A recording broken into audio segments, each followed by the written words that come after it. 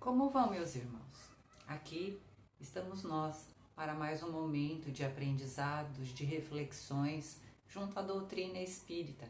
Nós, da comunidade espírita Caminheiros do Amor, situada à Rua Arnaldo Magnicário, 1370, São Paulo, capital, temos essa possibilidade de estarmos sempre juntinhos para realizar os nossos aprendizados em nossa sede ou então através dos canais da SECA, pelo YouTube e pelo Facebook. E assim, com a graça do Pai, com a sua misericórdia, todos nós estamos conseguindo ir transformando os nossos pensamentos, os nossos sentimentos para uma vida um pouco mais tranquila, mais saudável, harmoniosa, com relacionamentos tranquilos com os nossos irmãos, sejam familiares, companheiros de trabalho.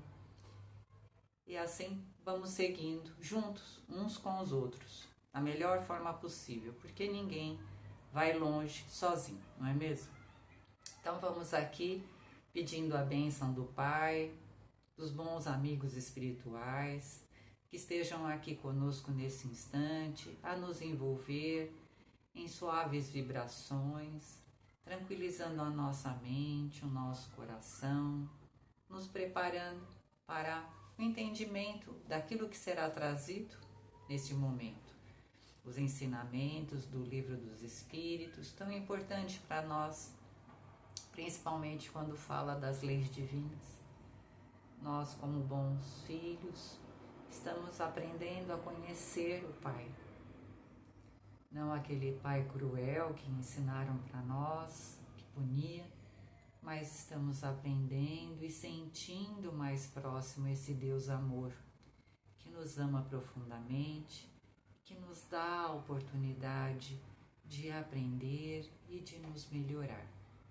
E é assim, com muita alegria no coração, que vamos pedindo essa bênção ao Pai para todos nós. Que assim seja, graças a Deus e graças a Jesus. Muito bem, então que a paz do Mestre Jesus esteja conosco, hoje e sempre, principalmente nesse instante que estamos aqui a refletir e estudar junto essas passagens importantes do Livro dos Espíritos. E nós estamos aqui no livro 4º, no capítulo 1, que fala sobre as penas e gozos terrenos. Então, esse capítulo está falando para a gente das dificuldades e também das coisas boas que a gente encontra aqui na grande escola do planeta Terra. E nós estamos hoje na questão 929 e depois a 930. E essas duas questões, elas vão falar para a gente sobre oportunidades de trabalho, mas também vão falar para nós sobre a abundância e sobre a partilha.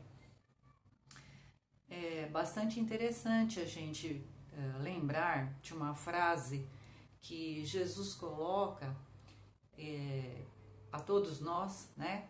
E tá lá no Novo Testamento, em João 10:10. É muito fácil achar. O Evangelho de João 10:10, aparece lá a frase de Jesus: quero que tenhais vida e vida em abundância. E a gente precisa entender o que Jesus está falando.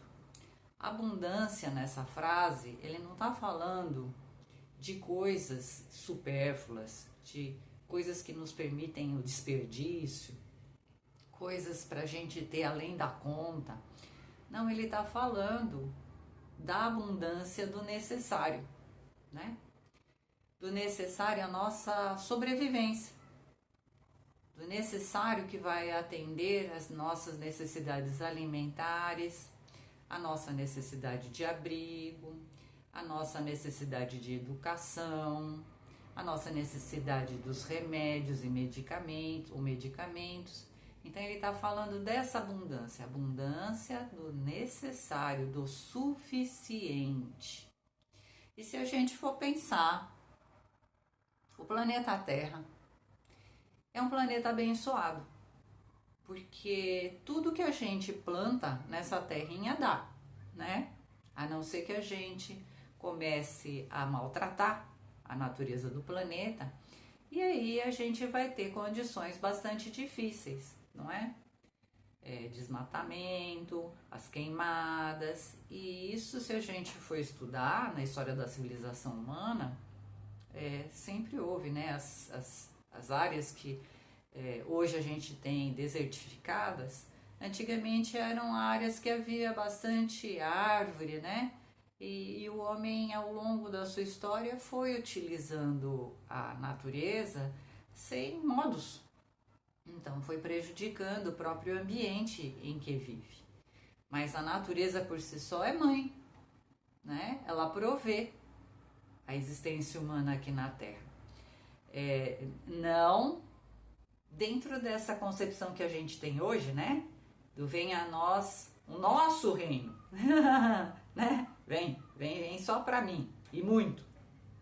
Então a gente aqui hoje precisa começar a pensar que abundância é essa de que fala Jesus no Novo Testamento, né? Quero que tenhais vida e vida em abundância. Então, com esse pensamento, nós vamos começar aqui essa questão 929, isso mesmo. A primeira perguntinha do Kardec, lá para o plano espiritual, é assim: há pessoas que, privadas de todos os recursos, mesmo quando reine a abundância em seu redor, não veem outra perspectiva de solução para o seu caso a não ser a morte. Que devem fazer? Deixar-se morrer de fome? Vamos aqui agora ouvir a explicação do plano espiritual que responde a Kardec, tendo em vista o que a gente já falou. O homem jamais deve ter a ideia de se deixar morrer de fome, pois sempre encontraria meios de se alimentar. Se o orgulho não se lhe interpusesse entre a necessidade de se alimentar e o trabalho. Frequentemente dizemos que não há profissões humilhantes e que não é o ofício que desonra, mas dizemos para os outros e não para nós. Então ele aqui está abordando duas questões, né? Aliás, a gente pode desdobrar em muitas, mas vamos pegar duas principais, né? Ele está falando aqui, a primeira questão, né, que a gente, esse impulso de morte, né? Ah, não deu certo, então vamos resolver com a morte. Gente, isso é uma questão tão antiga, tão velha, né? E que precisa sair da cabeça da gente, porque não é assim que a gente vai resolver nada na vida da gente, né? Então, nós somos seres inteligentes e temos muitos recursos ao nosso redor. Até como falamos, a natureza é pródiga, tudo que a gente planta nessa terrinha dá. Então, não, né? A gente não deveria buscar a morte como solução para os nossos problemas. Nós deveríamos botar a mão na massa, né? Podemos não ter o que comer hoje, mas amanhã e depois, se eu plantar, se eu for um ser previdente, né? Eu vou ter o que colher, provavelmente daqui a algum tempinho. E se eu fizer isso com antecedência, né? E de uma forma um pouco ampliada, eu vou poder me alimentar e alimentar o próximo também, na medida do necessário. Não é assim? Não é a abastança, a variedade, mas a quantidade suficiente para permanecer funcionando o organismo físico. E o outro ponto que ele vai abordar, né? Ele vai abordar a questão do orgulho. Então, né? As profissões, todas elas são muito importantes. Não tem uma profissão mais importante. Todas as profissões tem a sua condição de dignidade, porque é trabalho, né? E hoje em dia a gente até está vendo uma certa mudança, né? Nessa condição de perceber o trabalho, né? Antigamente a gente era criado já com destino a determinadas profissões. Os familiares já escolhiam: esse aqui vai ser médico, esse aqui vai ser engenheiro, esse aqui vai ser advogado, principalmente quando já tinha na família, né, um grupo de pessoas com aquela profissão. E aí os filhos eram indicados para continuar a seguir. Eu faço parte dessa geração, né? E não era uma coisa muito bacana. A gente deixava, né, a nossa vocação escondida ou lá guardada para fazer algo, né, que a família achava que ia dar dinheiro pra gente, posição social, e isso na verdade a gente poderia até obter, né, o dinheiro mais rapidamente, a posição social, mas uma tristeza imensa no espírito porque não se desenvolveu a vocação, né, aquilo para que o nosso espírito está dirigido a fazer. E com o tempo fomos sentindo na pele, né, essa vontade de realizar os nossos desejos, as nossas vocações, e muitos jovens hoje têm deixado profissões importantes, né, profissões de destaque, que dão dinheiro, né, para realizar trabalhos não tanto de destaque social, né, que não estão sempre na mídia, mas profissões que falam ao coração. Então, muitos jovens às vezes largam profissões do sistema financeiro e vão trabalhar com a terra, compram pequenos sítios, pequenas propriedades e vão plantar, né? Se dedicam a esse plantio de forma natural, sem o uso do agrotóxico. Sim, é muito legal. Outros, né, se dedicam a empresas de reciclagem. Tem um grupo de pessoas assim na faixa dos 30 para frente que tem sentido esse chamamento da vocação para trabalhar nessas áreas que são muito importantes, que resgata esse sentido que Jesus fala da abundância, do necessário, de trabalhar, mas ao mesmo tempo trabalhar lembrando que a gente pode usar o suficiente que a terra dá, né? Não exigir mais dela do que ela pode nos oferecer, porque sim, quando a gente arranca da terra mais do que ela pode oferecer, aí sim começa a escassez e a fome. Então ele está abordando esses dois assuntos importantes, né? E que a gente precisa botar a cabecinha para pensar, né? Onde que a gente está colocando o valor das coisas.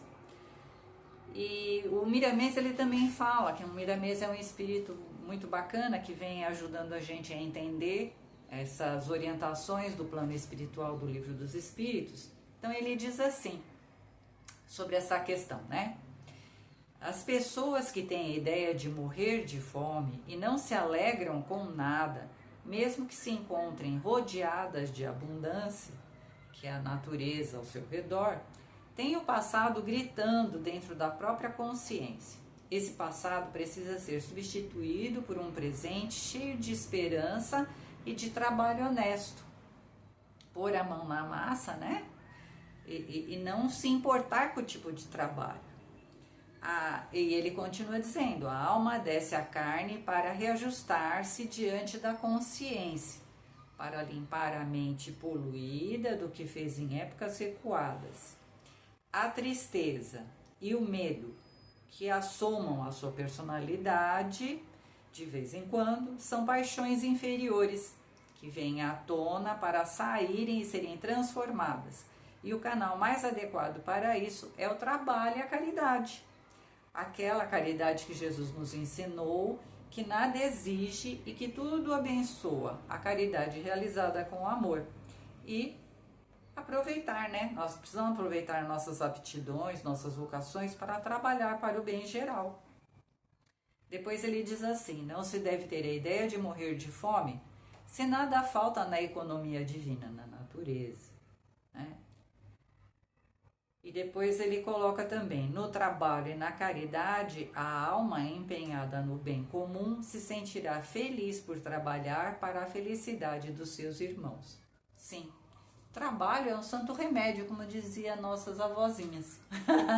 Não é? Seja ele qual for. Põe a mão no trabalho para ver como todos os males passam. A gente esquece dos problemas, né? Uma maravilha. Seja que trabalho for, uma limpeza de casa, o trabalho artesanal, o trabalho é uma benção, não é? Depois a outra questão, a 930. É evidente que sem os preconceitos sociais pelos quais se deixa dominar, o homem sempre encontraria um trabalho qualquer que o pudesse ajudar a viver, mesmo deslocado de sua posição. Mas entre as pessoas que não têm preconceito ou que os põem de lado, não há as que estão impossibilitadas de prover as suas necessidades em consequência de moléstias ou outras causas independentes de sua vontade. Ou seja, o Kardec está falando, bom, tudo bem, né? Então, a gente sabe que a gente tem condição sim de prover as nossas necessidades, bem utilizando os recursos da natureza que Deus nos dá, né? Mas entre nós que aceitamos e entendemos isto, não existe aquelas pessoas que são doentes ou que têm determinados impedimentos físicos e que não conseguiriam por si só prover o seu necessário. Como fazer, né? E aí o plano espiritual vai responder. Numa sociedade organizada, segundo a lei do Cristo, ninguém deve morrer de fome. Então, de acordo com o plano espiritual, uma sociedade organizada baseada na lei do amor e da caridade, que é essa lei, né, que o Cristo vem ensinar, ninguém morreria de fome. Com uma organização social previdente e sábia, o homem não pode sofrer necessidades a não ser por sua culpa. Mas as próprias culpas do homem são frequentemente o resultado do meio em que vive. Quando o homem praticar a lei de Deus, disporá de uma ordem social fundada na justiça e na solidariedade, e com isso mesmo ele será melhor. Então, se hoje a gente tem essa condição triste, né, em que pessoas passam pela penúria ou morrem de fome, essas pessoas que se encontram doentes ou impossibilitadas de trabalhar, é muito mais porque nós, em termos de sociedade, e aí cada um de nós é um cidadão pertencente dessa sociedade, faz com que essa sociedade continue, né, a funcionar de uma forma restritiva, restringindo o acesso que essas pessoas mais necessitadas teriam que ser atendidas, né? E aí eu estava outro dia ouvindo uma palestra do Mário Sérgio Cortella, onde ele fala sobre abundância. A palestra dele se chama O Milagre da Partilha. E até vou falar para vocês, é uma palestra que ele fez em 8 de setembro de 22. Quem quiser, procure, é muito legal ouvir o Cortella, né? Mesmo porque ele tem um jeito bem legal de contar as histórias e mesmo de falar. Então ele começa exatamente por aquela frase que a gente começou. Ele começa dizendo a frase de Jesus: quero que tenhais vida e vida em abundância. Aí ele fala assim, né? Que Jesus nessa frase, ele estava dizendo, olha, eu não quero que vocês tenham qualquer vida, né? Uma mini vida, uma subvida, uma vida banal, uma vida miserável, mas uma vida em abundância. E aí o Cortella explica, né, que o significado dessa abundância de que Jesus fala é uma vida onde não há exagero nem desperdício, que a abundância é o suficiente. E aí ele fala, para que a vida seja melhor, e será, e ele fala várias vezes isso, essa afirmação, né? Ele diz assim, deve haver partilha, para que a vida tenha o suficiente para todos, alimento, remédio, abrigo, educação. E aí ele vai lembrar coisas lá dos anos 60 e 70, que eram anos muito difíceis. Hoje a gente reclama, mas a minha geração e outras mais vão lembrar que antigamente era bem mais difícil. Não tinha supermercados, as famílias, o poder aquisitivo era bem pequenininho, você tinha que se virar com o que tinha. Muitas famílias tinham horta no quintal, plantavam para poder comer. Um copo de geleia era assim, vinha na cesta de Natal quando a gente ganhava a cesta de Natal. Não tinha geleia todo dia. Gente, nem pipoca. Pipoca a gente comia quando ia passear assim uma vez por mês. Não tinha essa coisa assim que a gente tem hoje do mangiare. O que quero eu como. Não era assim, né? E todo mundo vivia feliz. Não é porque faltava a pipoca, não é porque faltava o copo de geleia. Então ele vai lembrando de todas essas coisas, né? Que a gente ganhava presente, as crianças, só 2 vezes por ano, uma no Natal e outra no dia do aniversário. Não tinha presente o ano inteiro, né? As famílias não tinham carro, era uma ou outra que tinha carro. E quem tinha carro na família, botava as crianças no domingo tudo dentro do carro para ir passear, né? Porque gasolina era caro. Não dava para ficar passeando sempre, era só de vez em quando que se ia passear.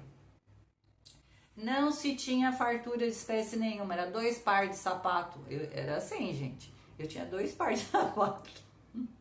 Molhava, tinha que botar jornal para calçar o sapato e ir para a escola. Não tinha possibilidade da compra de outro sapatinho.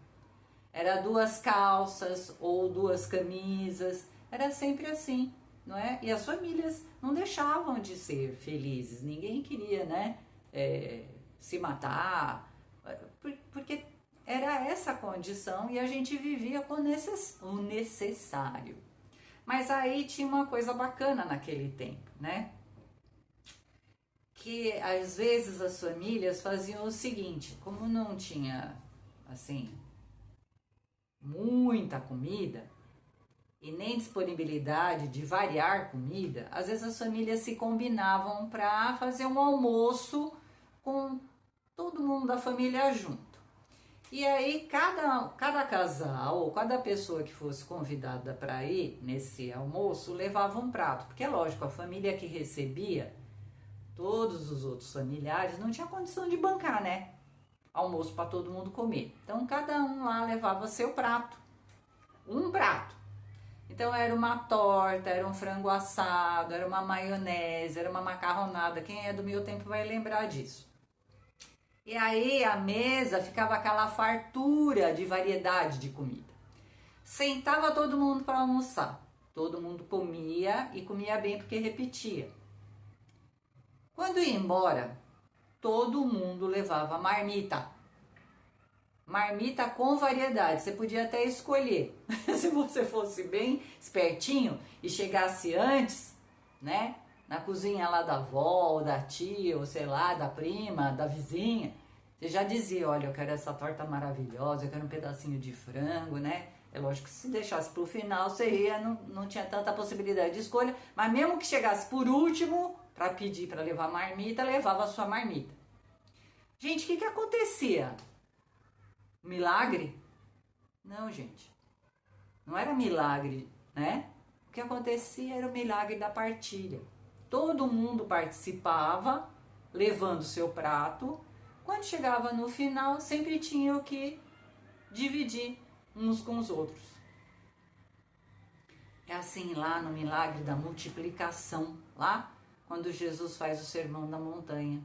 Ele fala para os discípulos recolherem tudo que tinha entre a multidão, dividiu, todo mundo comeu, porque estava todo mundo morto de fome depois de Jesus falar, e foi embora para casa todo mundo bem e ainda sobrou pão e peixe. Então é isso que está faltando para a gente. Aí o Cortella diz assim, é fácil? Não é fácil viver em sociedade, né? Porque daí ele coloca o seguinte para a gente, tem conflito? Tem, em qualquer grupo social tem conflito, né? Porque nem todo mundo pensa igual, nem todo mundo tem a mesma posição de ideias, pontos de vista. Mas o que não pode haver e que está havendo ultimamente é confronto. Onde um fala assim, a minha ideia é melhor que a sua e eu vou te anular, porque você não pensa como eu. Então, por esse caminho a gente não tem como ir muito longe, né? E a gente então precisa buscar Jesus. Né? Jesus é o grande mestre que nos ensina a viver. Então, sim, quero que tenhais vida e vida em abundância. Ele não falou no singular, quero que tenha vida. Ele falou, quero que tenhais vida. Ou seja, é para todos a abundância, desde que a gente saiba viver em sociedade e partilhar. Né? Então, que o Mestre Jesus nos auxilie, porque assim, a nossa civilização, ela está evoluindo. Nós não somos civilizados. Nós demos o primeiro passo, que é o desenvolvimento da inteligência. Tem muitos passos para frente. Tem o passo do desenvolvimento da moral, que é importantíssimo. Tem o passo do desenvolvimento das virtudes. Tem muitos passos para frente. Então, nós não podemos dizer que somos civilizados completamente. Nós estamos no início ainda do desenvolvimento da nossa civilização. Então, que a gente tenha a mente e o coração aberto para aprender, para refletir, para as nossas tomadas de decisão, para os pensamentos que vão na nossa cabeça, né? Que a gente lembre dos ensinamentos do Mestre Jesus, da condição da caridade que é essencial para todos nós, e nós não iremos sozinho a lugar nenhum. Nós precisamos aprender a viver e respeitar o nosso próximo. Que assim seja, graças a Deus.